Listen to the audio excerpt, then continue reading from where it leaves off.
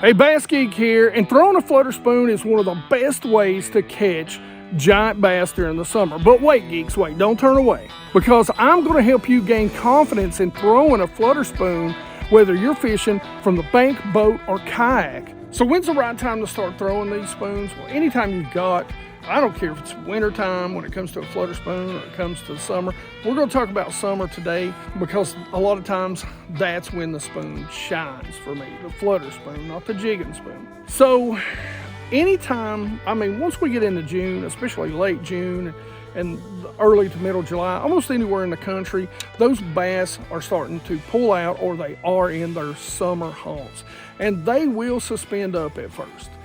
So this is a bait that I've been using to catch those bass well before forward-facing sonar has come out. All right, so like I've said 100 times over, we know the big flutter spoons, these big Magnum, Ben Parker 8-9 inch, and then they've got the new version, big flutter spoon. I forget the name of it. I actually don't have any yet, but I've been fishing these for years. I mean years and years and years. They get all the press. They are the ones that everybody talks about because a lot of people are fishing those Tennessee River ledges, or those lakes that have a heavy population of gizzard shad. And so the big spoons are great, they're incredible, and when I'm in that situation, this is absolutely what I'm reaching for. Like I said, this is the big Nichols Ben Parker 8-inch spoon. When it comes to those big gizzard shad lakes, this is really my go-to when I'm throwing these. Now, one of the big reasons why I've been such a fanatic about, nickel spoons for so many years, hey, they just work, man. I've caught so many fish on every size that they make. They're just the best spoons on the market, hands down. They're my go-to spoons for pretty much anything that I do. Like I said, from the big ones to the small ones. And a lot of it really has to do with components. They've got quality swivels, quality split rings. They've got on these some big gaff hooks with the flashaboo on there. It's just a quality built spoon. And like I say, always, you have to have a good swivel on here. Now, they do even make stinger hooks for the top if you want to put them on there and order them. But for the everyday average angler, this probably isn't going to be the spoon that you are going to want to throw. It's not the spoon that I throw most of the time. Now these, although still some pretty good sized spoons, are a little more along the lines of what us average Joes are going to throw. Now this, still a little heavy. These are the Lake Fork flutter spoons by Nichols. This is, I think it's like 5 and some change, and it's 1 1/8 ounce. So it's still pretty heavy, but again, it's still got those awesome swivels and hooks on there. Still a great spoon. Now this is where you bank anglers, you kayak anglers, you guys that are scoping, if you've got, smaller shad in your lake, this is the bait for you. Like I said, it's 4 and some change. I think it's like 4 1/4 inches or 4 3/8 inches, something like that. But it's only 3/4 ounce. So you're not going to need anything really over like a flipping rod or a good casting jig rod. Something you could throw this on a medium heavy, probably go a little more on the heavy side because you're going to have so much resistance on it. But this thing will work anywhere for anybody. And like I said earlier, this is the bait even if you are fishing out from the bank. You're going to want to keep this bait up. You're not going to let it sink to the bottom unless you got some hard bottom. Now here's the one thing, geeks, you're going to lose flutter spoons. I don't care if you're fishing from a boat, I don't care if you're fishing wherever, you're going to lose flutter spoons, especially if you fish them on the bottom. It's just going to happen. So I always have you 2-3 that you don't care to use. But this is kind of the all-around go-to. This again is the 3/4 ounce, and it's 4 and some change. I don't remember, but there'll be links in the description. But the every angler spoon, it is this one right here. This is the Mojo spoon. And again, it's got the great split rings, the great hook. It's got the great swivel, barrel swivel on there.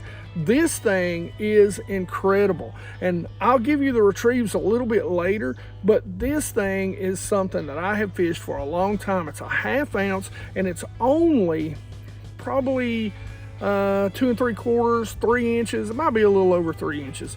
But let me tell you, from bank to boat to kayak to whatever, I mean wading, this is a spoon you can fish, and you don't need any extra equipment to fish this little spoon with. And it is so very deadly when you use the retrieves that we'll talk about here in just a minute. But first, I gotta tell you the setup for this spoon. I've done a lot of big spoon videos, and if you're wondering as far as the Magnum spoons, the big Ben Parker spoons, what I'll do is I'll leave a video link at the end of this video, and it'll tell you all that you need to know as far as fishing those bigger spoons. Now, the 3/4 ounce or the 1 1/8 ounce, you can use on the same exact setup that I'm showing you right here. So it's not going to be a problem with any of the spoons but the Magnum spoons. Like I said, there'll be a link. You can go watch that video later at the end of this video. Now, this is a TFO. It is an option. It is a 7'6" heavy fast action. Now I know 1/2 ounce, you might think it's a little too much, but let me tell you, when you're fishing these spoons, there is a lot of resistance on them. When those bass hit them, it's going to be a lot of weight. So I like a heavy. For the Mojo, you can get away with a medium heavy. You can. But my suggestion, definitely a heavy. I like a longer rod. I can make a longer cast. If you're on the bank or if you're on the kayak, of course, shorten that rod down. And you want a good reel, something that's fast. For me, I like an 8-1. I like something that's quick. Now, this is a Fitzgerald VLD10. I don't even know if you can get these. The last time I looked, they were on sale, and I know Trevor told me that they were getting out of the reel business. They were just gonna stick with the rods. They're really good reels though. And if they're on sale on Tackle Warehouse, hey, you guys need to check that link out.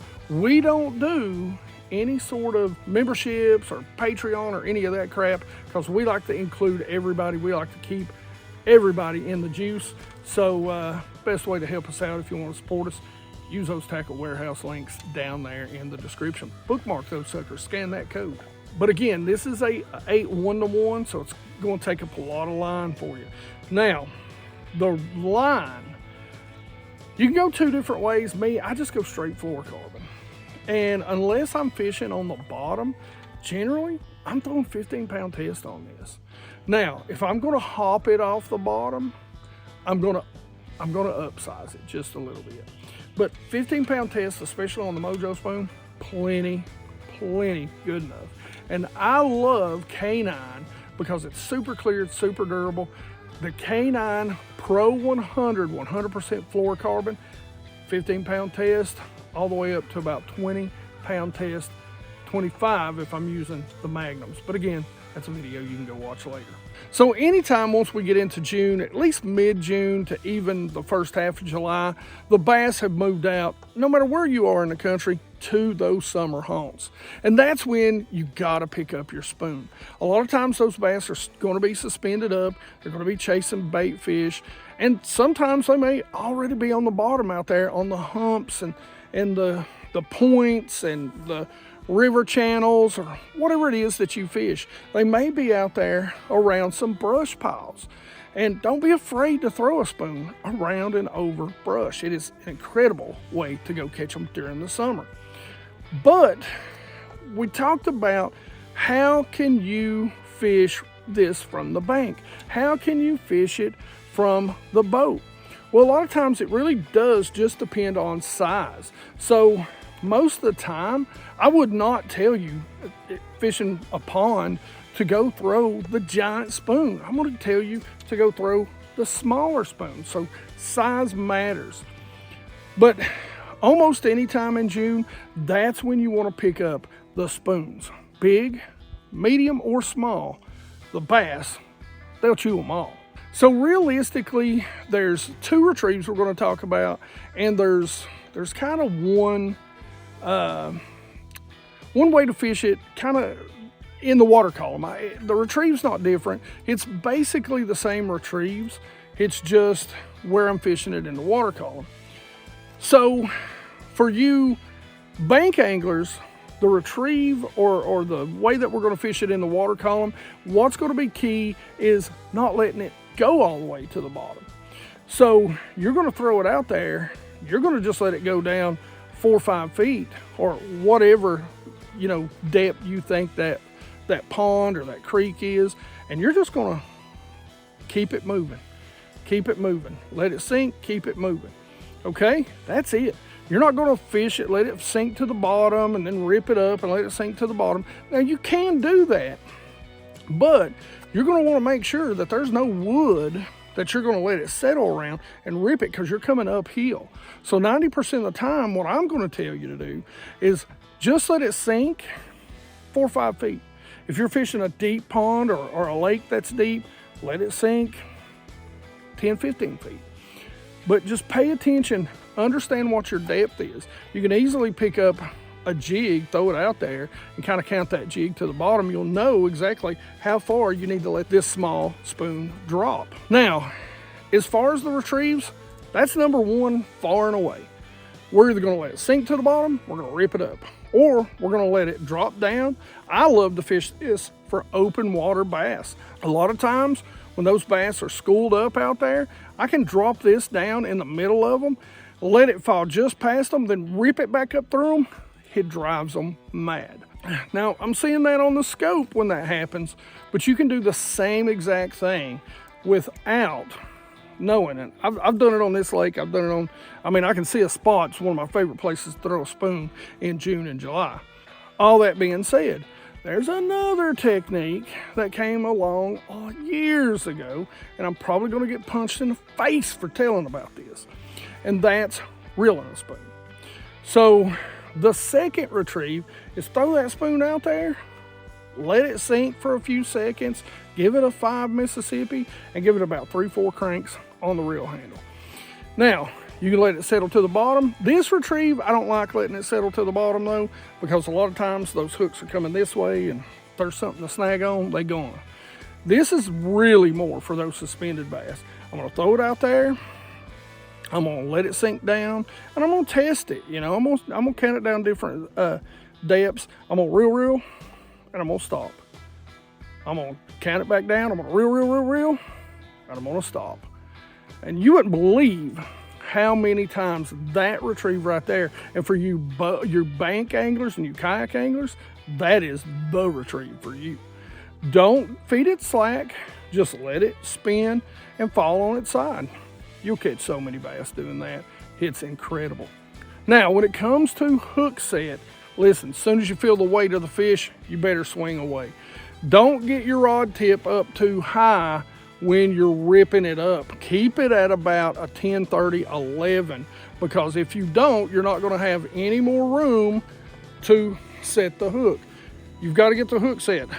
Good treble hooks, they're very sharp, don't take a lot of pressure, but you got to get there. Then reel down, because they're going to want to come up and jump.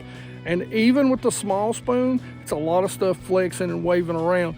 Get it down, fill their mouth full of water, get them to the boat, get them in the net, get them in the boat, period. That's all you do.